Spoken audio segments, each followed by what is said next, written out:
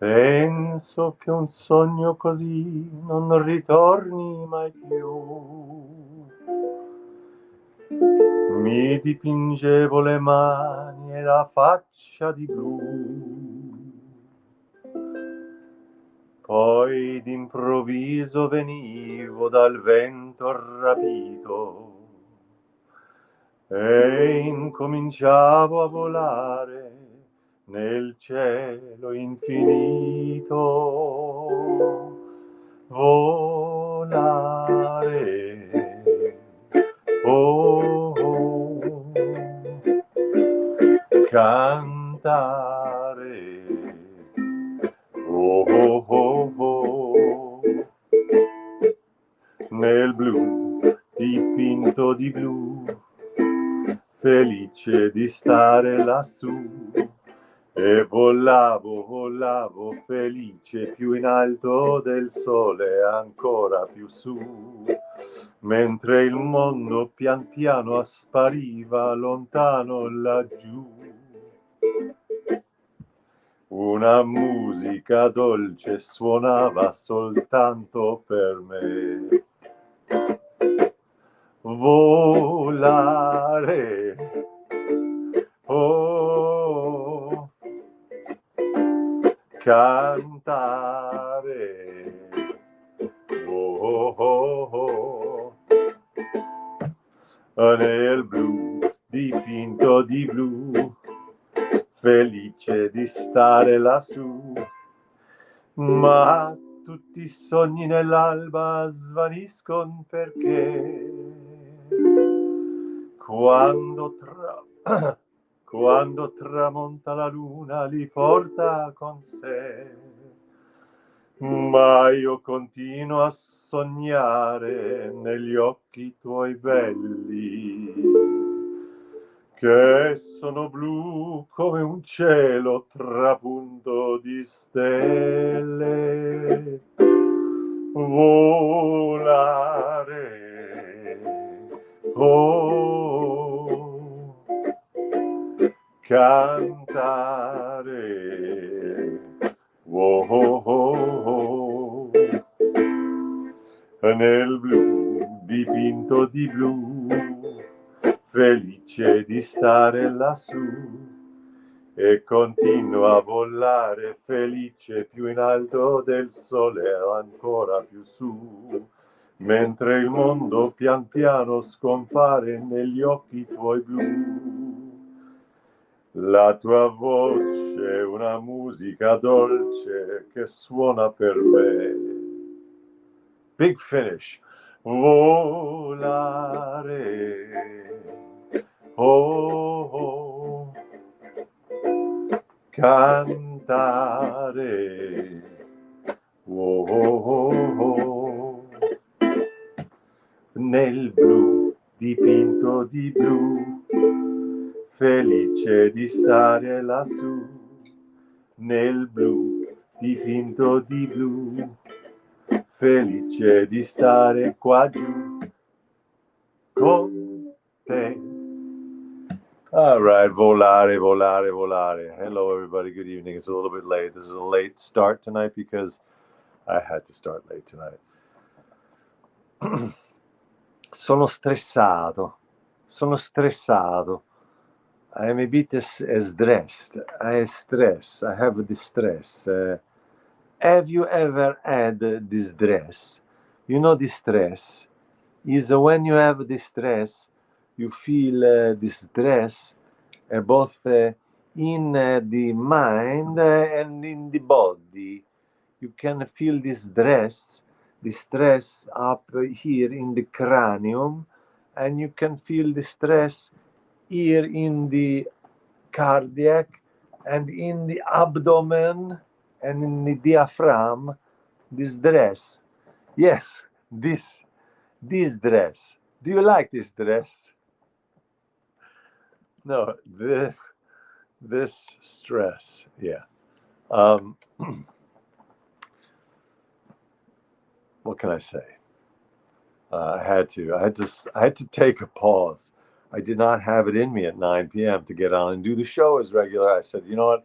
I'm just going to set the start time for 10:15. That'll give me enough time to stuff my face. You know that thing when they say, don't eat your feelings? Don't eat your feelings. I say, eat your feelings. If you're feeling stressed, it's a very good thing to do. Just stuff your face. It can be very therapeutic. It can feel good. It can feel like a relief. Some might say objectively, and they might be right, they might say, you're just distracting yourself. You're just distracting yourself from whatever's really going on. To which I say, what do you mean just distracting myself? Distracting is a pretty powerful thing. I mean, distraction is like, if you have to have your legs sawed off and they give you a stick to bite down on, you're very thankful for the distraction of the stick. Volare. Yes. Thank you, Rafi. Thank you. Can I get an amen? Yes, Oreos and milk. Well, I won't have the milk because maybe Oreos, which are vegan, Oreos and almond milk, or Oreos and oat milk. Yes. Almond Joy. Those were my two favorites, Mary, especially Reese's. Back in my pre-vegan years, my PV, the PVE, the pre-vegan era in my life, I devoured a lot of Reese's in my time. Yeah. Oreos and whiskey. That's good. I like that. Cheerios and Jack Daniels. Oh, ice cream for dinner. That sounds good. Blue Lady. I support that. That's great. So I did that song a few months ago. I probably did it a few times on the show. Volare. Domenico Modugno. Domenico Modugno from Polignano a Mare. Polignano on the Sea. Polignano a Mare in Puglia, very close to Bari. I've mentioned there's a gorgeous statue of Domenico Modugno. If you ever have a chance to travel to the heel of the boot of Italy, if you like to imagine Italy as a boot, Puglia is the heel, and Domenico Modugno. If you look up Volare and just watch how he sang it on Ed Sullivan and how he sang it in that Eurovision competition, when he would get to the chorus and he would say volare, he would do this gesture, just arms all the way out, like the full wingspan, like a yoga pose, like Jesus on the cross. He would just volare, and the statue is just him. It's like a 9-foot statue. I think it's bronze. It's just him looking out at the sea. It's really great. It's a masterpiece. I think it's 1960, maybe 1959. Let's look it up. Volare. Whoa. Cantare. Oh, he has a nice mustache also. Domenico Modugno. Actually, it's interesting. The song was actually called Nel blu dipinto di blu. So in the blue and painted blue. 1958, the Sanremo Festival. So it was not Eurovision, it was the Sanremo Festival. And then he went to Eurovision, where he took third place out of 10 songs. In Hilversum. I was in Hilversum to record Der Sturm. I recorded something in that. Yeah, in 2008, we had a performance in the Concertgebouw in Amsterdam of a modern opera based on The Tempest. And we recorded it, and that... Oh, no. We didn't record it in that studio.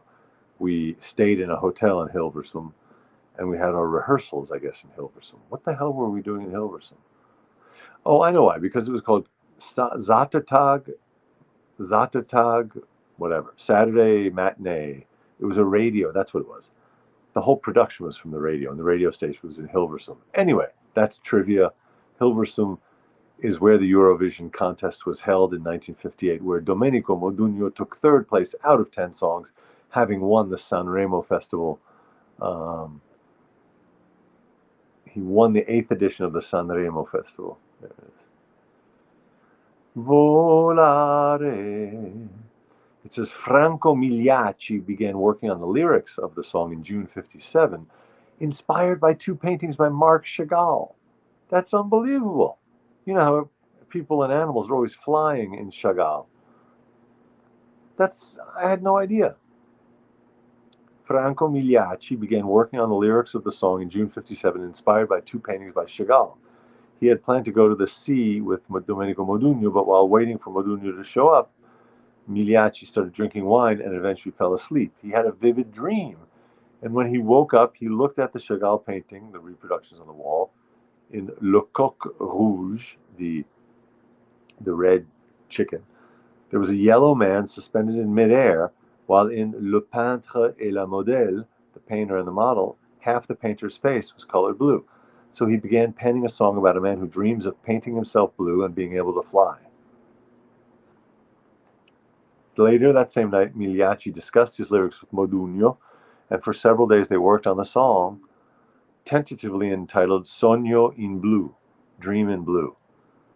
In 2008, Modugno's widow, Franca Gandolfi, recalled that her husband, after a storm forced open his window, had the idea of modifying the chorus of the song, introducing the word volare, which is now the popular title of the song. What a great story. It involves Chagall, it involves his friend Franco. I didn't know the origins of the song. It's a ballad in dramatic chanson style, describing the feelings that Modugno has when with his lover, a feeling that resembles flying.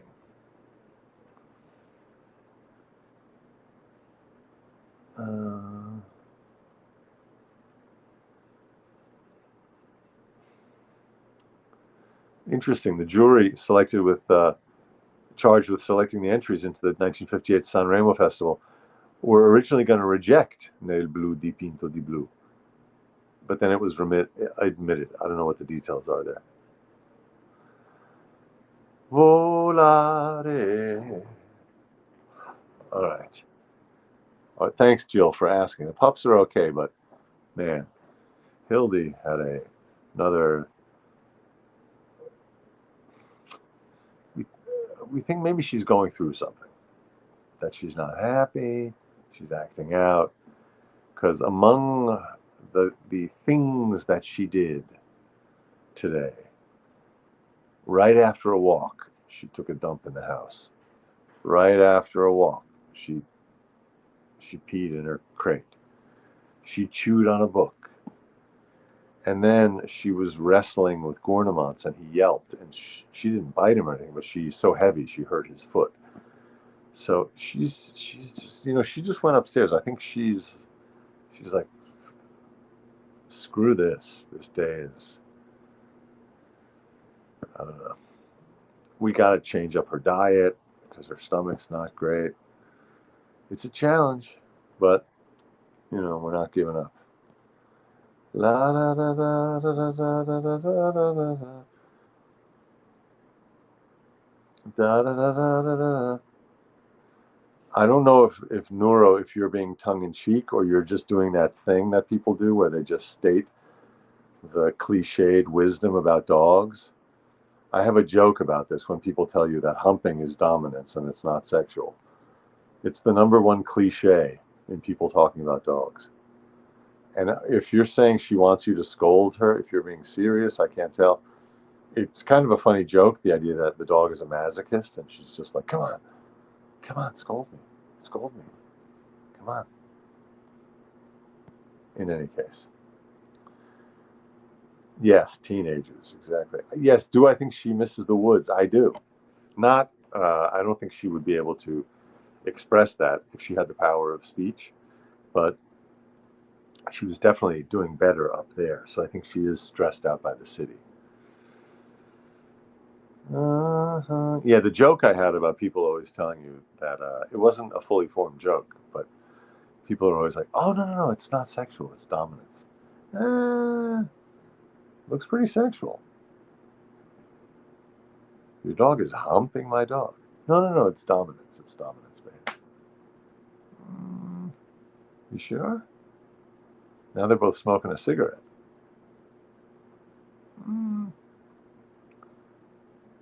The other idea for the joke was that you would flip it and it would be like humans, like applied to humans, like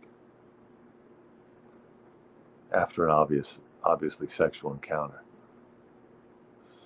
It's not actually humorous because there are people say that that's what that is anyway. Like when people, anyway, these are topics I don't want to be discussing on my show. Yeah. Gornamonts is sitting here next to me. He's doing well. I hope everyone's doing well. I hope everyone's having a good evening.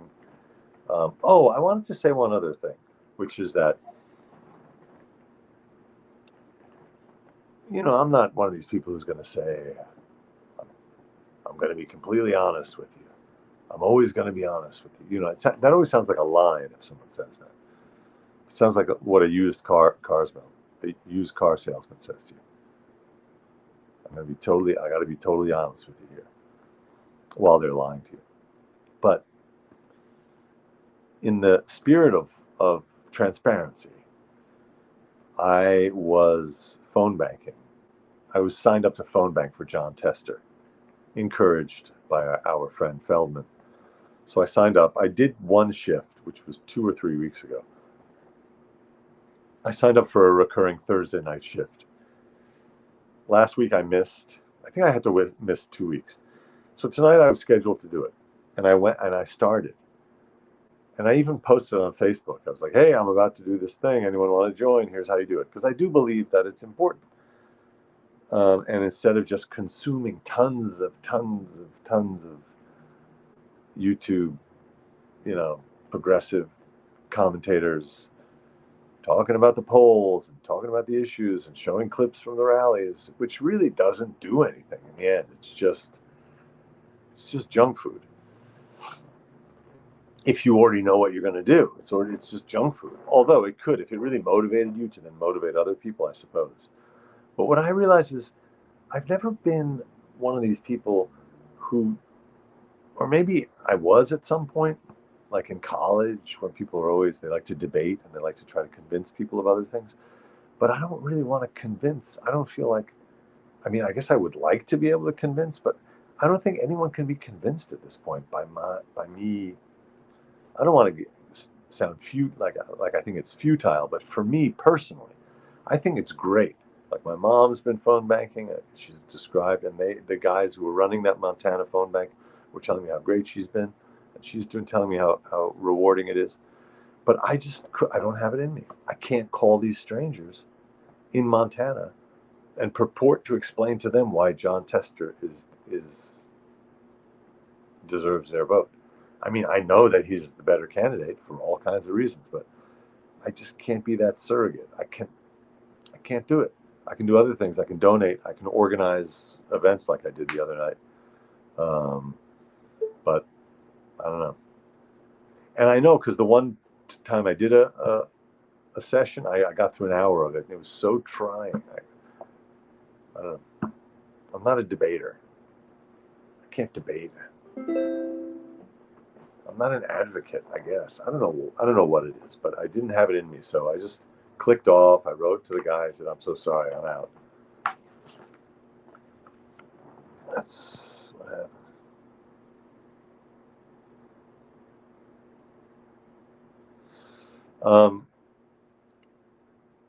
Lavelle makes a good point. The dogs are difficult because they can't talk to you. You can't talk to them. I agree completely. I've never had kids, so I know they're very difficult in other ways. They can be very difficult. Maybe the books she's eating are mediocre. It's interesting. Tonight she ate a book. She didn't eat the book. She just ate the cover. It's an American history textbook. I used to tutor back in the 90s. I had a bunch of private students, and I had one student who ended up giving me his history textbook, and it's an American history textbook written by Alan Brinkley. I think he was done with the course, and I wanted the book because I had Alan Brinkley as a professor freshman year. Spring of freshman year in college, I took a course. It was American history since World War II, which At that time, it wasn't that long. It was just, that was 1987. So it was just 42 years of history. But it was America since World War II. And Alan Brinkley was the professor, but I also had, I believe I had Alan Brinkley as my section leader, like my TA. If not, then at least I remember I did go to office hours and talk with him a few times. And he was just incredible, incredible professor. And then he was a teacher here at the, I think at Columbia, and then at the Graduate Center. Alan Brinkley, American historian. Yeah, shocking, shocking. I can't believe it. He passed away 5 years ago. I did hear that. He was such a great guy, and he was so just a great professor. He filled a giant lecture hall, Sanders Theater. It was one of the most popular courses on campus. He was just such a dynamic lecturer, and yeah, so he was for 20 years at Columbia University, and then he was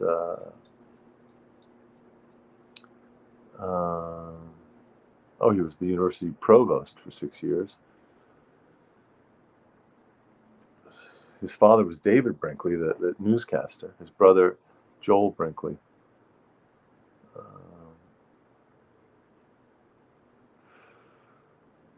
He mainly focused on the period of the Great Depression and World War II. His book, the great Father Coughlin, Voices of Protest, Huey Long, Father Coughlin, and the Great Depression, 1983. That was his book. It won the National Book Award. I'd like to read that. He also wrote 2 short biographies, Franklin D. Roosevelt and John F. Kennedy.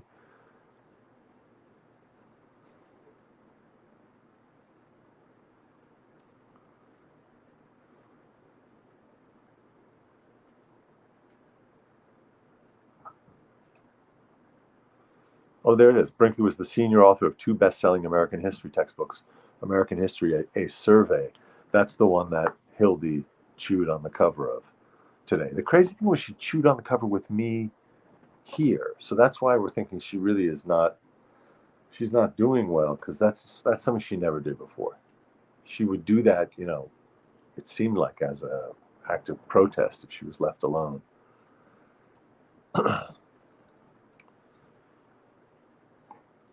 Jesus, so he died in 2019 from complications of frontotemporal dementia.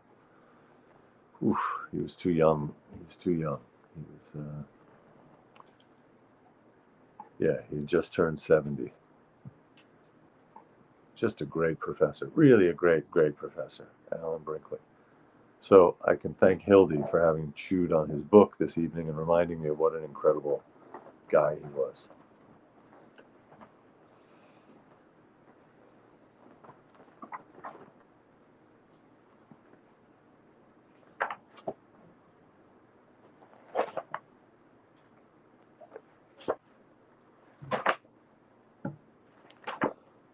I watched a video today on YouTube of a Mexican guitarist playing Cielito Lindo. Da-dee da-da, da-dee da-da-da, da-dee da-da, da-da-da, da-dee da-da, da-dee da-da, da-dee da-da, da-da-da. That's not the same song, is it? Ay, ay, ay, ay, canta y no llores. Is that the same song? I feel like it was leading right into that. Cielito lindo. Cielito lindo. There's lots of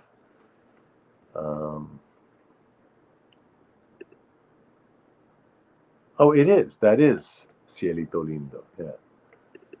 Yeah, it sounded like that's where it was heading, that song. But she wasn't singing. It was just guitar. She played it on the classical guitar. It was just great.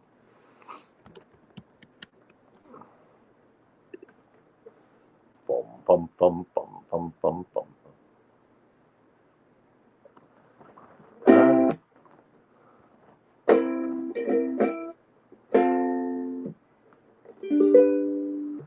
Canta y no llores. porque cantando se alegran, porque cantando se alegran, cielito lindo, corazones. Oh, I don't know how it goes, apparently. I just know the I part. Okay, that's a song I have to learn. Cielito lindo. I think it's almost like it's become almost like an anthem. It's such a popular, so strongly associated with Mexico. Cielito lindo, beautiful little sky. Cielito lindo song, origin. The Mexican folk song Cielito lindo originated from 1882 with Mexican author Quirino Mendoza y Cortez.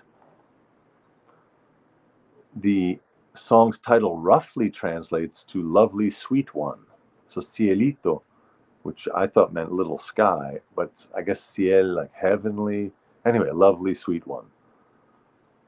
And is a term of endearment in Mexican culture. The song's origins are said to be inspired by 17th century legends about the Sierra Morena, a mountain range in southern Spain, known for being infested with bandits. Okay, so it's a love song, but it has something to do with the mountain range and bandits. Oh, the song is said to be about a Cielito Lindo who was rescued from outlaws and smuggled out of the hills. Okay, there we go. That makes more sense. So it's a good smuggling. It's a good human trafficking song, but trafficked to safety. Sierra Morena. The popular song composed, blah, blah, blah, who he was inspired by the woman he fell deeply in love with and whom he made, let me see.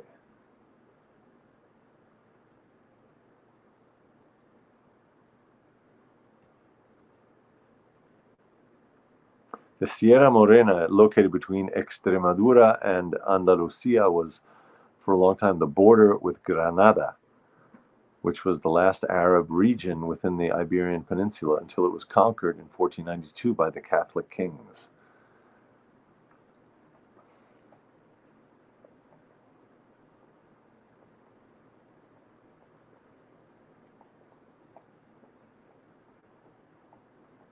Well, mariachis, of course, sing it. Anyhow, that's a song. Thought of that song today, listened to it, and I loved it. Ay, ay, ay, ay.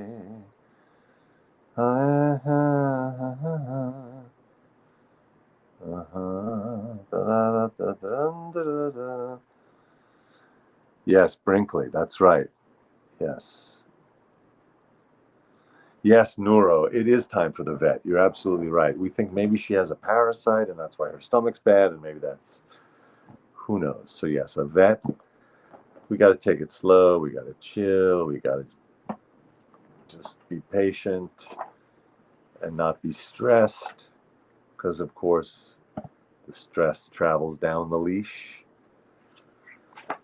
But when she's just there lying there and she's such a sweet doggy, and they're also sweet, you know, you just want them to be healthy and happy.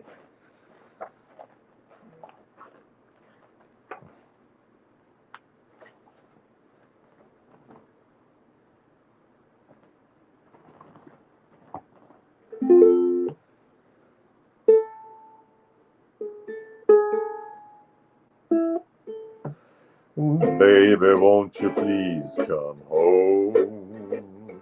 'Cause your mama's all alone. I have tried in vain, never no more to call your name.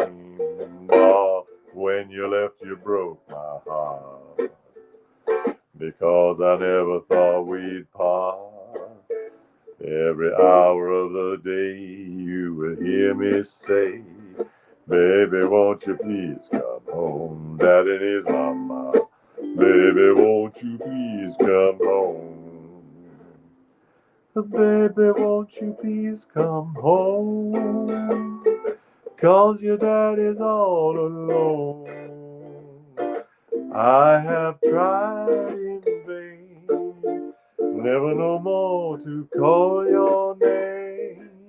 Oh, when you left, left, you broke my heart. 'Cause I never thought we'd part.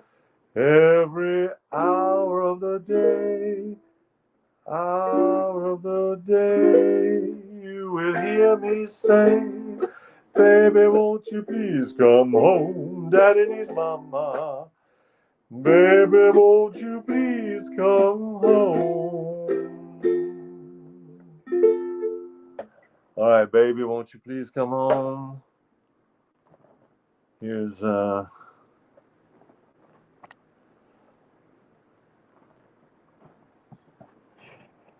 am I singing? All right, well, that was Gornamonts making a very quick cameo. Thank you very much for tuning in. Thank you for your flexibility with my weird schedule. Thank you, Mary. Thank you, Neuro, for your ideas and thoughts, which are always funny and brilliant and welcome. And thank you, Dawn and Blue Lady and David in LA and Donald. Hello, Donald in Sacramento. Hello, Hammerhead. Yes, just sing to the dogs. Hello, Lavelle. Lavelle, thank you very much. Hey, Jill. Yes, Astral. Baby, won't you please come home? Astral Shoals. Nice to see you. All right, everybody. Hey, and Rafi, my beloved nephew. All right, people. Have a great night. Sleep well, and I'll see you tomorrow night.